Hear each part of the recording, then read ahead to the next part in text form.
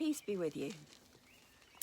I'm sat outside the front of my house today next to one of my favourite plants for this time of year. This bush is called rosemary, and very often plants have a particular meaning that goes with them, and rosemary is for remembrance. So a couple of weeks ago, I told you the story of Palm Sunday, when Jesus rode into Jerusalem on a donkey surrounded by the crowds who were cheering and waving and singing and shouting. And last Sunday in church, we celebrated Palm Sunday, but because of the current situation, we couldn't be together to do that. And that meant that the little crosses made out of palm leaves that we normally give out, we couldn't do.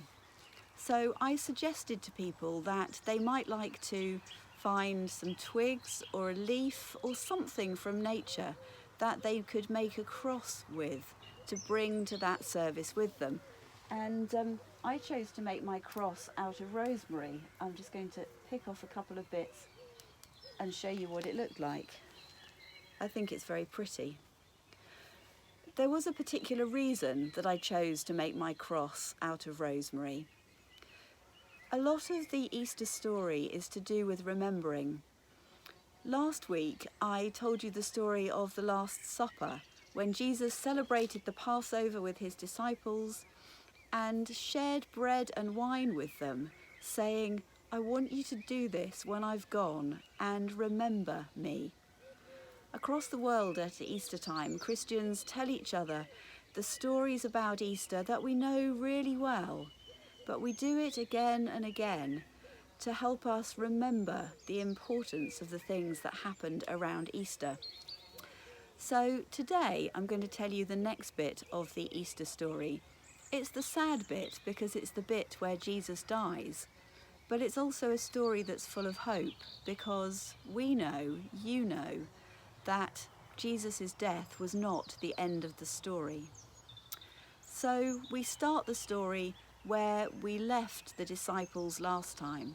They'd just finished eating the supper with Jesus, they'd left the room, they'd tidied everything up, and they'd headed off to a garden, which was a place that Jesus liked to go to pray. Jesus asked some of his disciples to stay awake and keep him company as he prayed, even though it was night time. But the disciples weren't very good at it. They kept falling asleep, and several times Jesus had to say to them, "Please wake up, stay with me while I'm praying."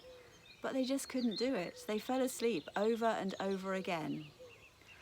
But the garden was where they all were when the soldiers finally came for Jesus. They came through the darkness of the night. They looked very scary. They were carrying flaming torches and brandishing big swords. And at the front of them, leading them to Jesus, was Judas. Judas, who had been one of Jesus' disciples. Judas walked up to Jesus and greeted him in the way that was normal in that time and place, with a kiss. And then he said to the soldiers, "This is the man that you want." At that point, one of Jesus' disciples, a man called Peter, he pulled out his own sword and started waving it around. He cut the ear of one of the people who'd come with the soldiers. "No," said Jesus, "put it away. This is not the time to fight." And then Jesus reached out his hand, touched the ear of the man who'd been hurt, and healed him. The soldiers took Jesus away. They beat him, they hurt him, they laughed at him. They dressed him up in a purple robe like a king might wear, and they put a crown on his head, but it was made of thorns. And then they laughed at him. "So you think you're a king, do you?" they said. "Well, look at you now." And then they just laughed. Jesus didn't say a word. Then they took the robes away and they made Jesus carry a heavy wooden cross. They made him carry it through the streets of Jerusalem. Lots of people watched. Some laughed. Some cried. I wonder which we would have been. They made Jesus carry the cross all the way through the city, out of the city gates, and up the hill outside the city. When they got there, they nailed Jesus to the cross, and they stood it upright so that everybody could see. 2 other people were on crosses on either side of Jesus, 2 thieves. Even there, Jesus managed to make one of them, who was feeling very scared, feel better.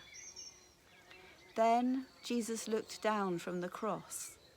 There he could see his mother and one of his disciples, a man called John. He called out to John, "John, my mother is your mother. Look after her now." And then the sky turned black. The earth began to shake like an earthquake. It was as if God's own heart was breaking.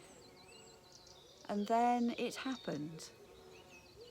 "It is finished," Jesus said, and he died. We remember the cross because it was really important. It was the way that God made it possible for us to get to know God really well. And although this is a sad part of the story, it's not the end of the story. Next time, I'll tell you the next bit of the story. Bye for now.